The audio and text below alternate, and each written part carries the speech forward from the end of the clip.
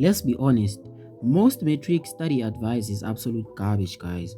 Your teachers keep telling you to study harder, your parents are stressing you out about university applications, and you're sitting there looking at a mountain of papers, feeling completely overwhelmed. If you are spending 8 hours a day reading and highlighting your notes and still failing to get those level 6 and 7s, you are not stupid. You are just using outdated methods. In this video, I'm giving you the literal cheat code to clearing your matric exams with distinctions without sacrificing your sanity, your sleep, or your mind. It doesn't involve reading the textbook for the 50th time. Let's get into it. First, we need to stop the biggest trap in matric history: passive studying. Staring at your life science notes or highlighting your geography textbook until it looks like a neon rainbow is a waste of time. It gives you a fake sense of security. Your brain thinks it knows the work just because it looks familiar. But when the exam paper lands on your desk, blank. To get top marks, you have to force your brain to work while you study. This is called active recall. Instead of reading a chapter, close the book and write down everything you can remember on a piece of paper. What you can't remember, that's your gap. Fix it immediately.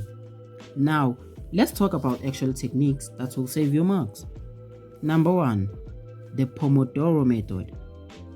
But I like to call it the 50-10 Pomodoro method.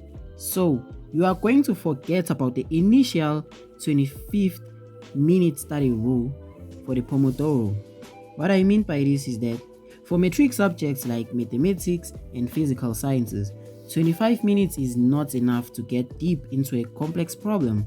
Switch to about 50 minutes of pure uninterrupted focus, followed by a 10-minute break. During those 50 minutes, your phone goes into another room. No TikTok, no WhatsApp, no exceptions.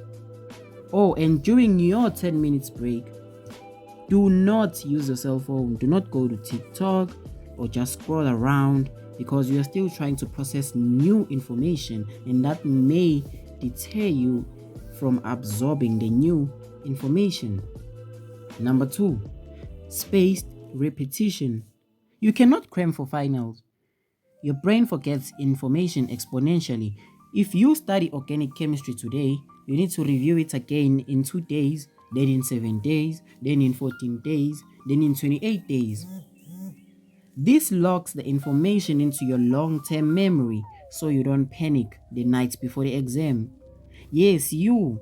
I know that you have panicked the night before the exam. You were not studying, and then when you heard that the exam is in 3 days, and then you started to panic, but still you did not study. You waited, procrastinated, and played TikTok and played games and danced and all those challenges. But when it was time for you guys to actually revise, that time that you were supposed to be using to revise, you were learning new information, which is what led to your downfall. Now, number 3, the reverse engineering past papers. This is the ultimate secret. Yes, come closer. Shh, this is a secret. This is the ultimate secret. Let me whisper. Okay, let me be serious. Matric examiners are lazy. They reuse the same question structures year after year. They just change the numbers or the scenarios or the way they ask the questions. Don't wait until you've finished the syllabus to do past papers. Start doing them now. Open a past paper, try to answer a question, check the memo, and see exactly how the Department of Education awards marks. Learn to speak the examiner's language. Now let's break it down by subject style real quick.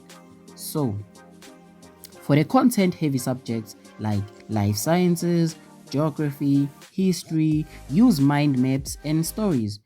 Your brain remembers stories better than bullet points. Link concepts together. And for the problem-solving subjects like maths and physics, stop memorizing steps. Understand the core concept. If you don't understand the functions or the calculus principles by now, go back to the basics. Practice 5 problems a day. I would advise you to spend at least 2 hours of pure maths practice. Go back to the basics. Be consistent because consistency beats intensity every single time. And this is what the top achieving students won't tell you. Consistency beats intensity every single time. You got that? Listen to me. Matric is tough, but it is entirely beatable.